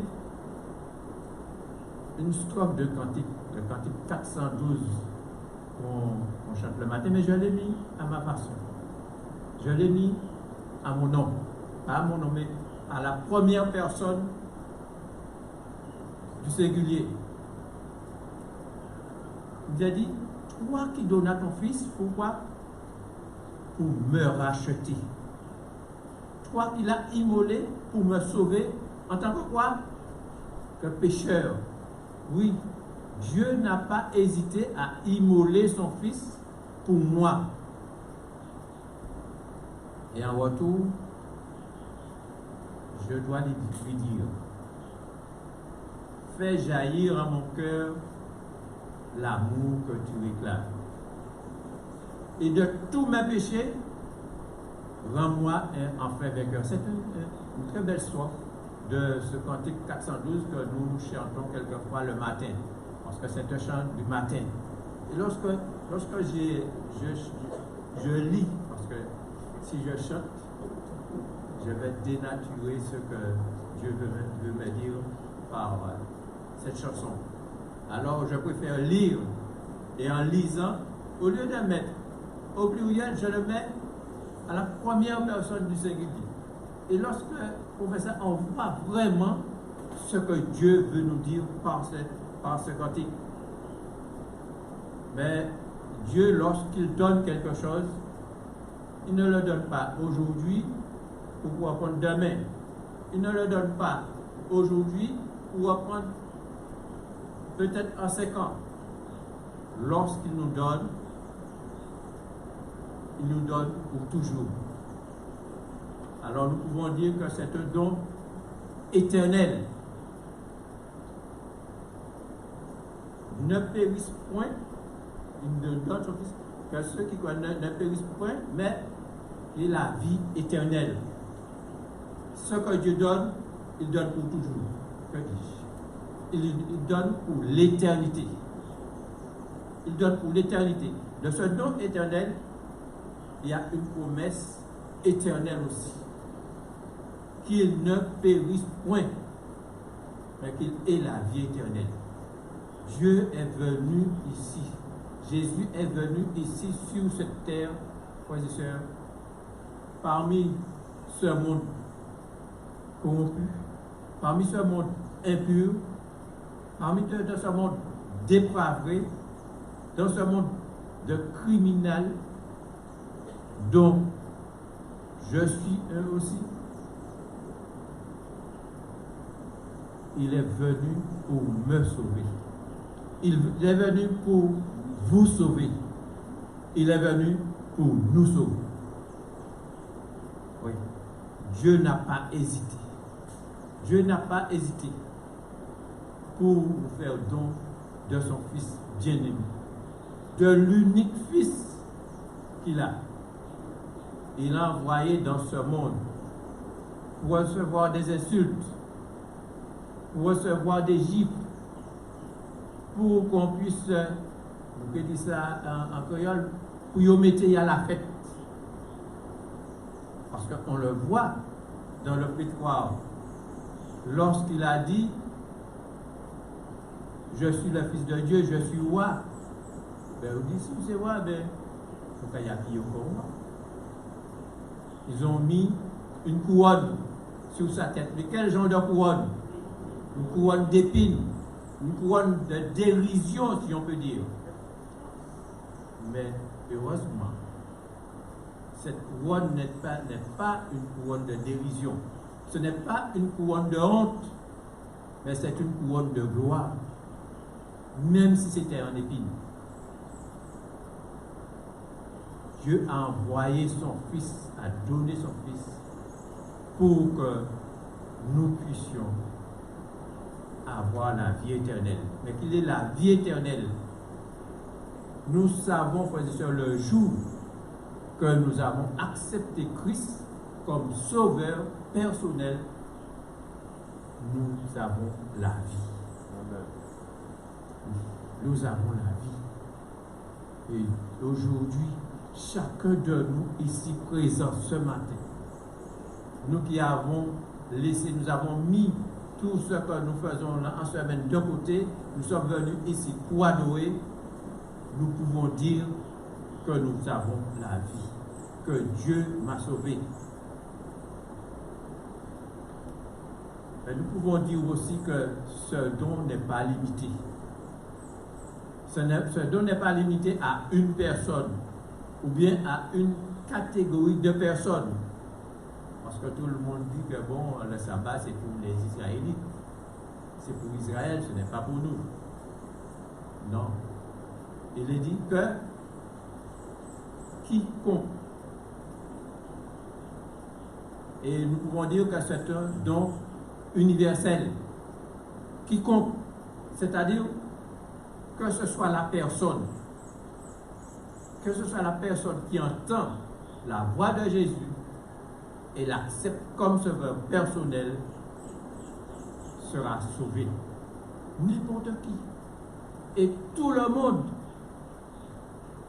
Ça n'a pas été réservé à une partie, à une catégorie, ou bien à une race, ou bien à un pays. Parce que cet évangile est prêché dans le monde entier. Cet évangile est prêché dans le monde entier, je veux dire. Et comme je vous l'ai dit, Dieu est un Dieu d'amour.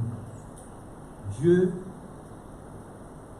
par son grand amour, par sa fidélité, il nous donne la vie. Il a envoyé son Fils, Jésus, sur cette terre, proclamer son amour.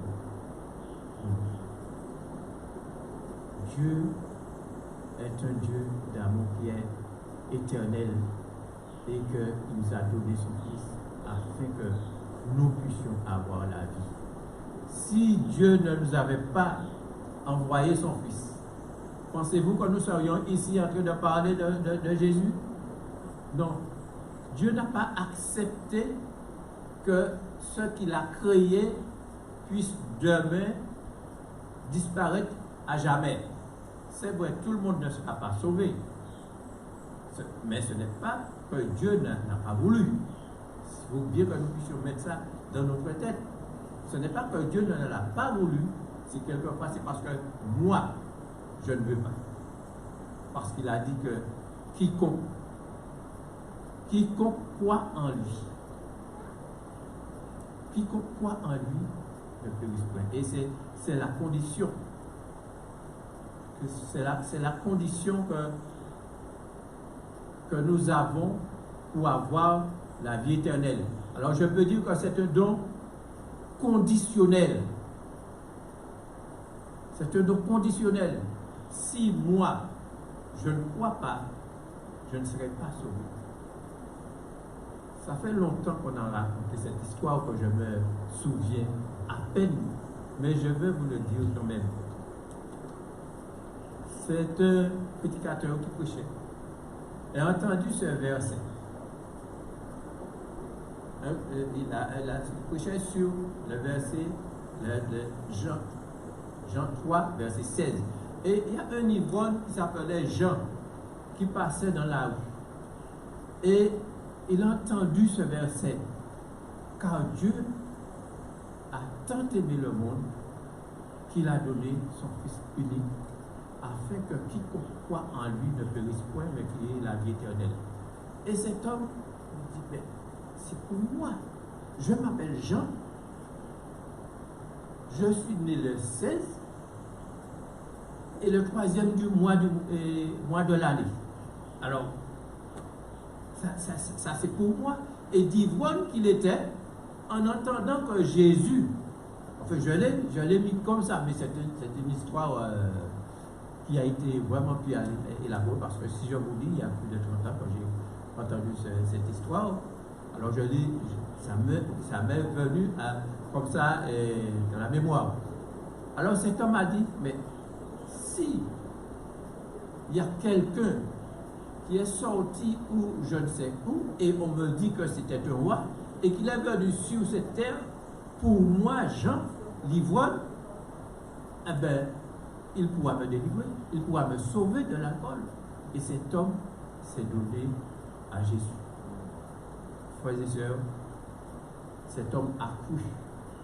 C'est la seule condition que nous avons, c'est la seule condition que nous avons pour être sauvés. Et je pourrais dire que c'est la condition sine qua non.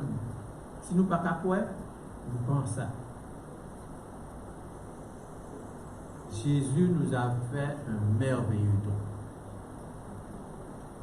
Dieu nous a donné son Fils unique. C'est là il n'y a pas d'idée, il n'y a pas d'idée. Le seul qu'il a, il nous a donné. Non seulement qu'il nous a donné, mais il a envoyé dans un monde de pécheurs, comme je vous disais tout à l'heure là, pour que ce monde puisse les haïr, si je veux dire.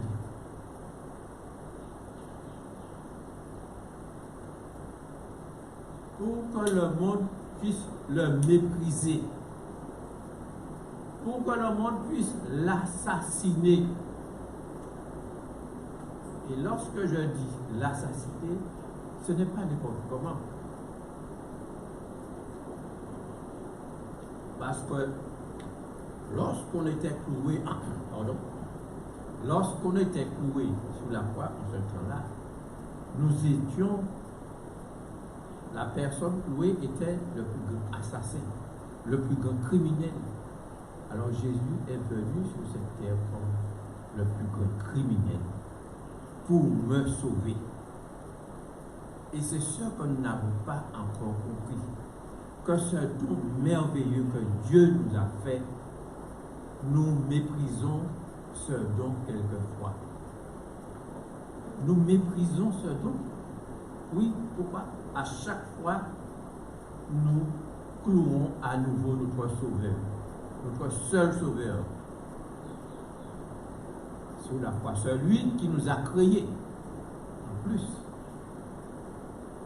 nous le clouons à chaque fois que nous péchons, à chaque fois que nous le renions, à chaque fois que nous lui désobéissons. Dieu est un Dieu d'amour. Et c'est pourquoi il n'a pas hésité une minute. Non, il n'a pas hésité à nous donner son Fils. Il n'a pas hésité à nous faire cadeau, de nous faire un si grand don merveilleux, que de sacrifier son Fils sur la croix pour moi. Mais lorsque je crois, qu'est-ce que je dois faire? Si je crois quelque chose, la seule chose que je dois faire, c'est lui obéir. Lui obéir en tout ce qu'il me dit et de le suivre dans le chemin qu'il me conduit, même si c'est un chemin périlleux. Mais je dois le suivre parce que c'est mon Sauveur. parce que c'est lui qui m'a créé. Et c'est lui qui est venu pour me tirer dans le péché dont je suis. Alors, frères et sœurs, chers frères, chers amis, Dieu dans son amour, Dieu dans son immense amour, je dirais, n'a pas hésité de me faire le don de son Fils pour que je puisse avoir la vie éternelle, afin qu'il ne périsse point, mais qu'ils aient la vie éternelle. Nous n'avons qu'une chose à faire, c'est croire en Jésus, croire qu'il m'a sauvé, croire qu'il s'est donné pour moi. Et pour croire, pour dire que je crois, il faut que j'obéisse. Il faut que j'obéisse à sa loi, à toutes ses lois, pas une partie. Et l'autre partie, je dis non, c'est pas la peine. Alors, frères et sœurs, nous savons que Dieu est amour. Nous savons que Dieu est immense, que Dieu est éternel. Aujourd'hui, il nous donne la vie, il nous donne la vie éternelle. Croyons en son Fils. Croyons en lui et servons-le comme il le veut que nous servons. Que Dieu vous bénisse.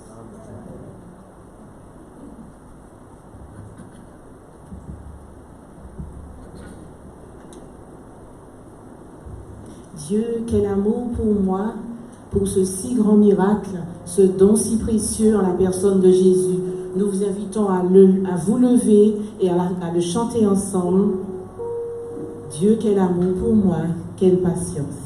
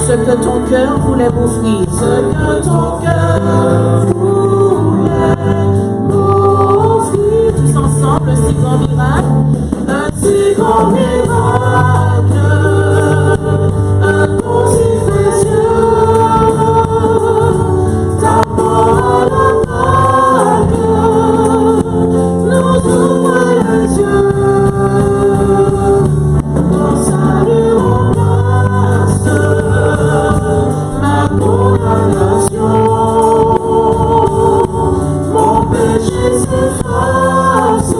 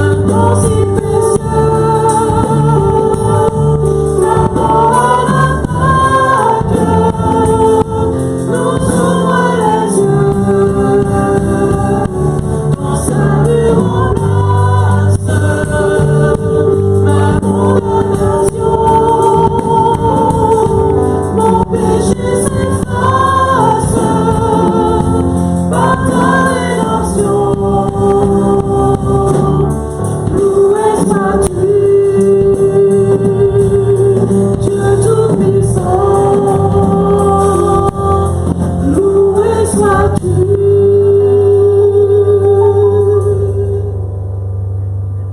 Éternel, notre Dieu, nous te bénissons, nous te glorifions de ce que tu nous as fait un don si merveilleux.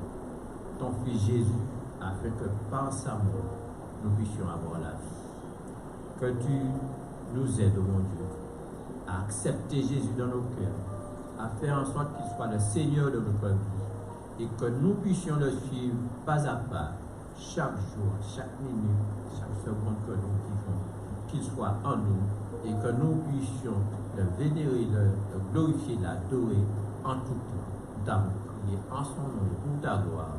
Amen. Une bonne journée de sabbat vous est souhaitée à tous, chers amis, frères et sœurs.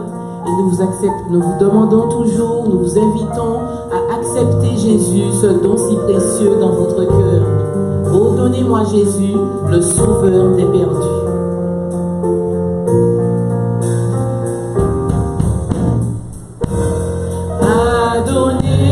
Donnez-moi Jésus, le sauveur des perdus, l'habitant désiré de mon cœur attiré.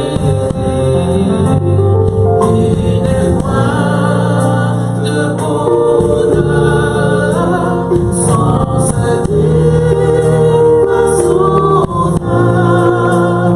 Oh, si je ne veux plus que le nom de Jésus, tous ensemble. Non, c'est bon, c'est pur, non, c'est merveilleux. Son dévoi oublie les cieux. J'ai trouvé le bonheur, j'ai trouvé le salut par le beau nom de Jésus.